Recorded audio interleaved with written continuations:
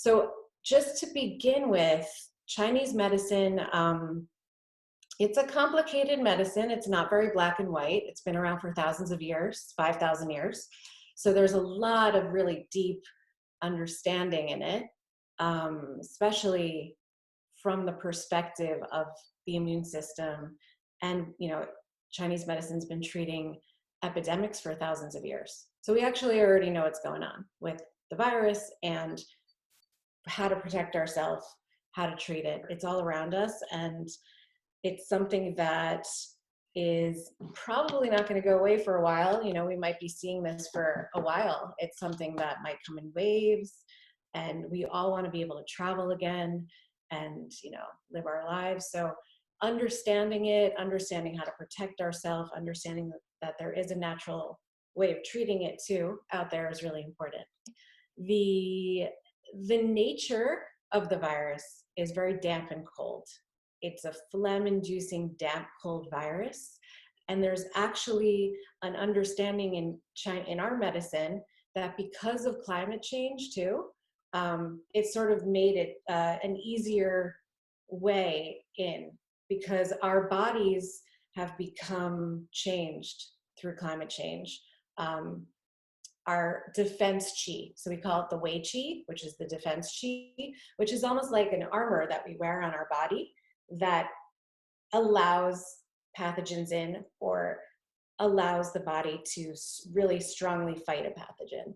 So our Wei Qi has become a little confused because, like the winters are warmer, the summers are so hot. It's changed a lot, since we've been kids.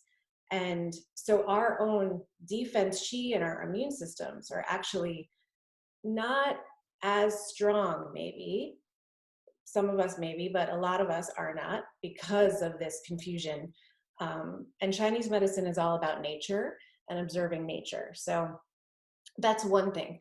So the defense chi is like a little weaker because of climate change.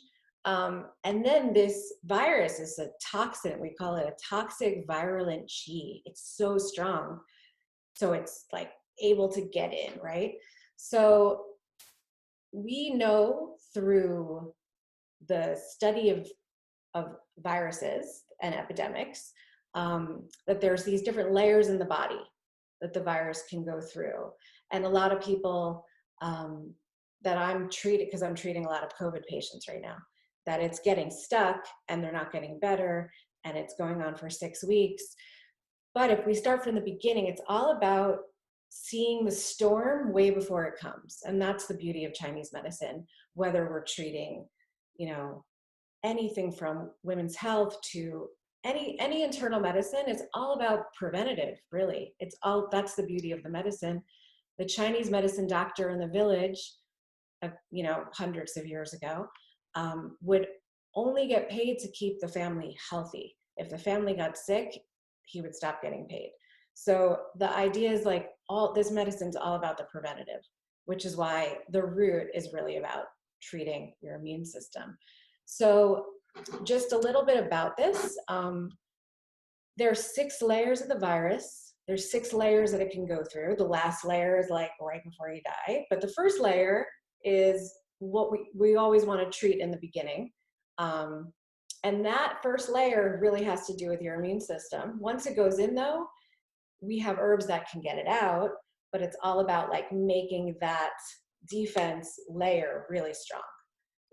So we actually have like specific layers. They're called the Taiyang, the Yangming, the Shaoyang, the Taiyin, the Shaoyin, the Juiyin.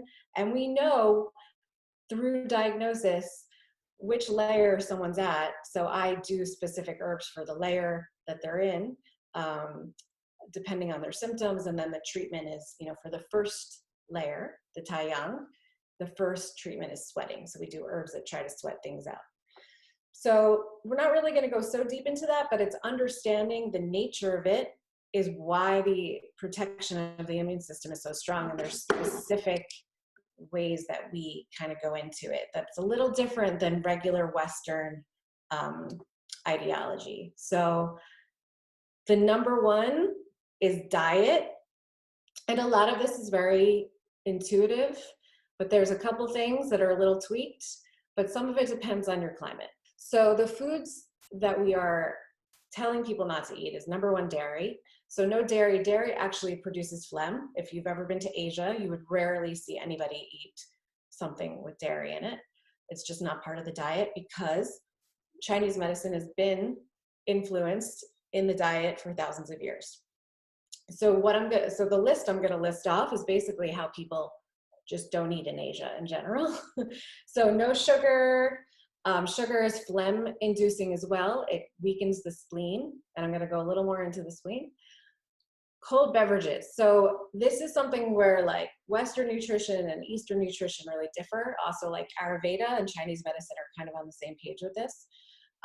It's all about keeping the interior warm. And so for your immune system and for the nature of this virus, it's very cold.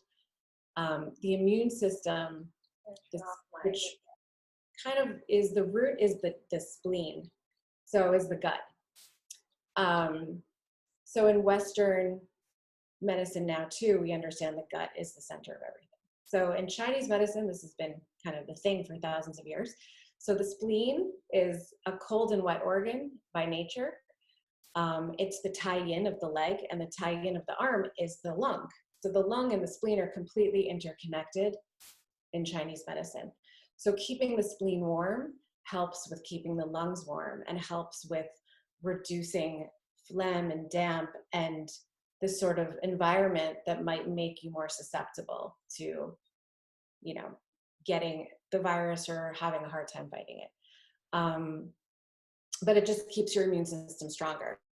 So the stronger your spleen is, and it depends on your constitution. So some people have weaker spleens to begin with. Really important is in Chinese medicine is not eating too much cold.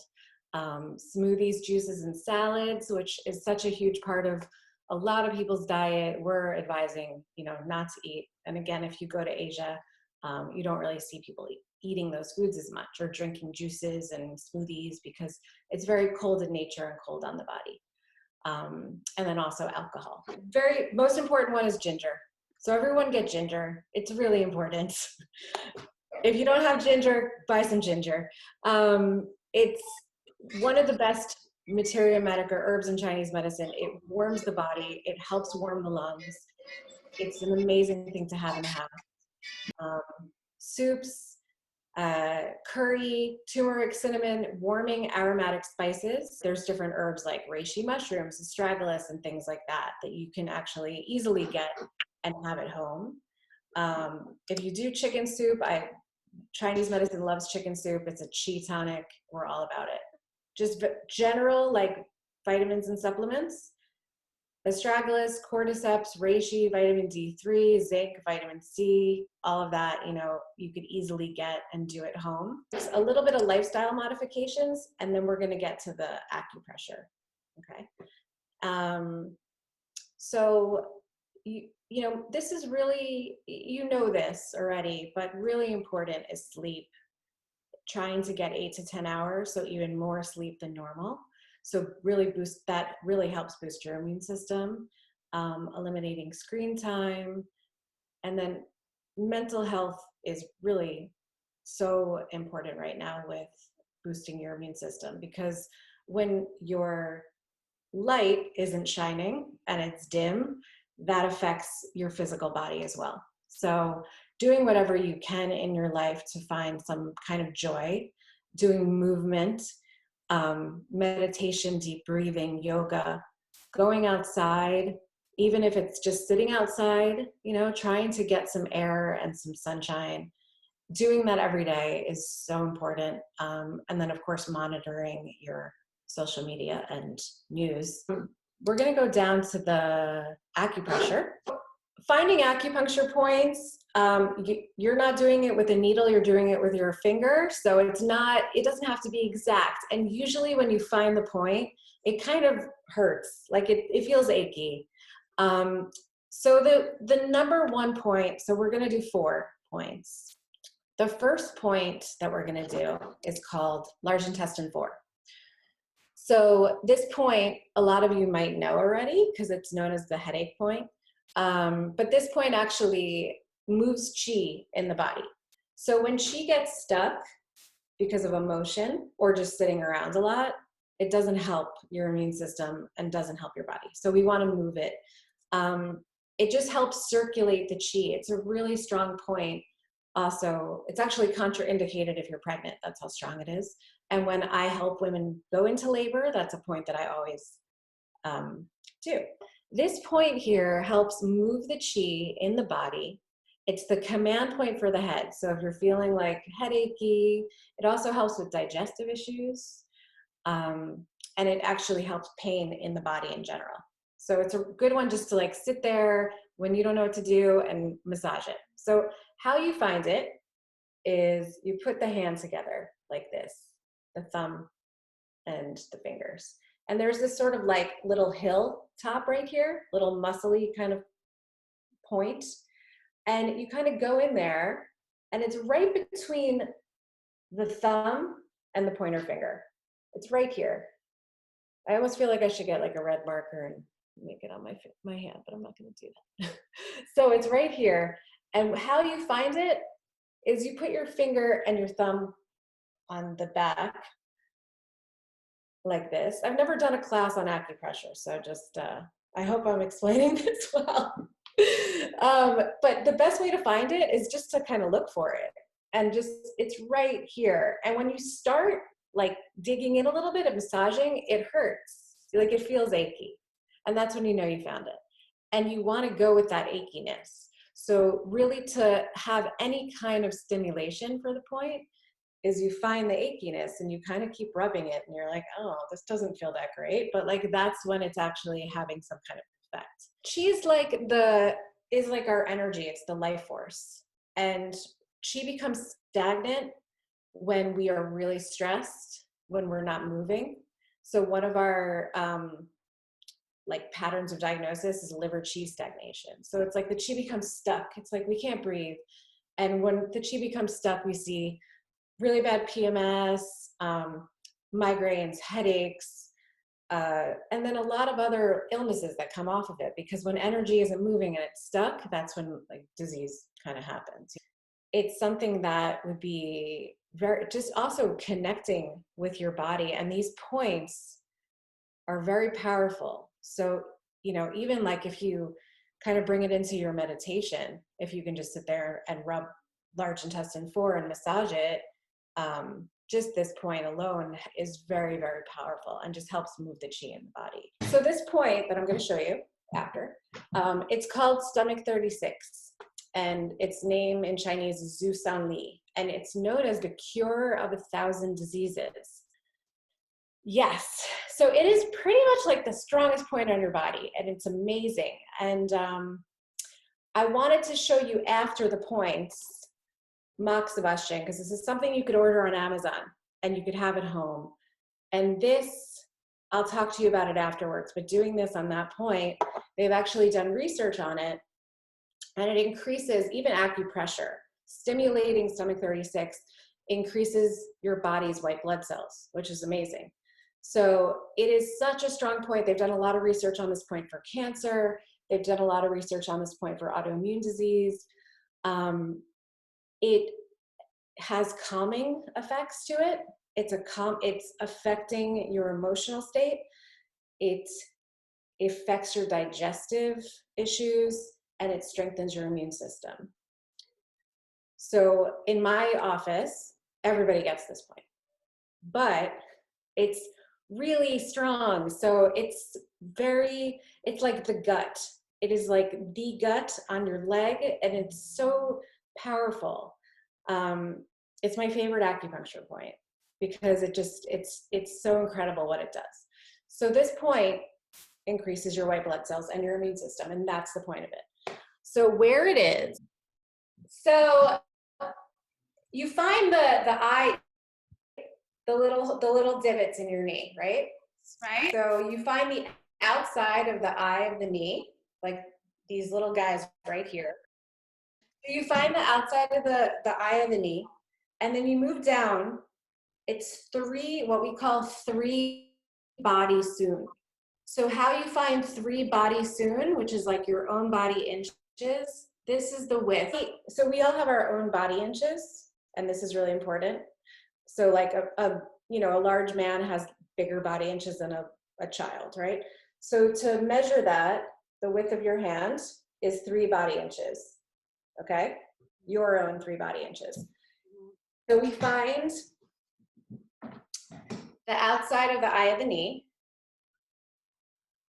and then you measure down, yeah, and go over a little bit more towards the center near the bone, and just kind of feel around over there. It should feel like an achy sensation. So it's like right here. Yeah, I feel it. So you have the bone right there, right next, a little bit next to it, is the stomach channel. This point though, massaging this point or doing moxibustion on it is incredibly powerful. So it's something that I would definitely do every day. I would try to incorporate it. Like if you're just sitting there in meditation, or you're sitting there like reading or watching TV or sitting outside, just rubbing this little, and it hurts. Like when you find it, it feels achy. Okay, and it's very heavy. Like when I put a needle in it, what the patient feels is not the needle, but they feel this like achy, heavy, and that's what we call chi sensation. So the next one I chose is called liver 3. And when done with Li4, and I'm going to show you liver 3 in a second, these two are a couple. They have a relationship together. And when they're done together with acupuncture, we call it the 4 gates. So usually we'll do bilateral with this. We'll do large intestine 4 on both sides and liver 3 on both sides. And it's called the 4 gates. So like, what does that mean? So the gates, it's like the gates of your chi flowing as it should, like a river. So the corresponding herbal formula to these points is called the free and easy wanderer. So that's how we should really be, like a free and easy wanderer.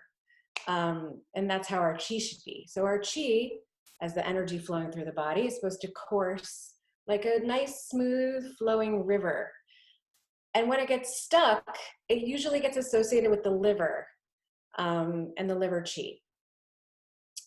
So this point is one that feels like, woo, when you get it done with a needle. So this point is in between the big toe. It's like the web of the foot, but the web of the foot in between the big toe, these are my feet, and the second toe.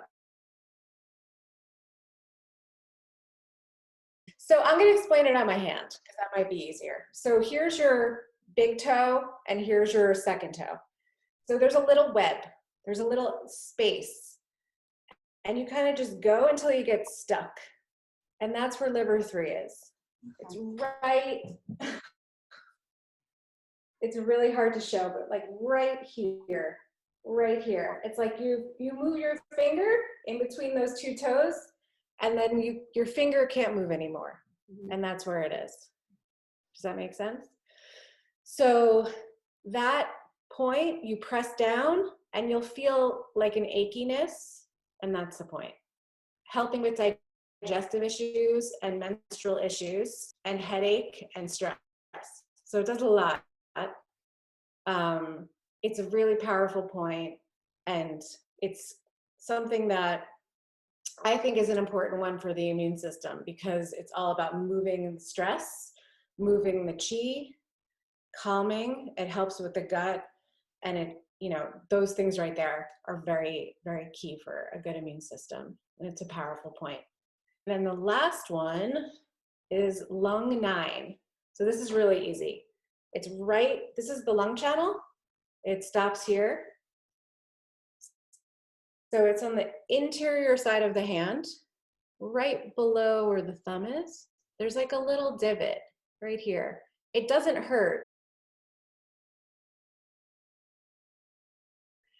This one is just sort of a very subtle kind of stimulation, because the lung channel is like it's like a very, its energy is, it's a subtle kind of energy, and it's not like a strong, like intense kind of energy. So it's very yin. So this point right here is lung 9, right on the wrist.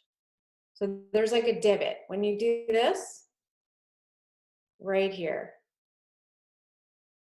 So right here is like the crease of the wrist. It's right on it.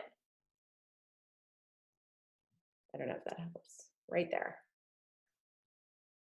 It clears stagnation and phlegm, and it helps with cough, because the lungs are really important right now for a strong, lung immune system.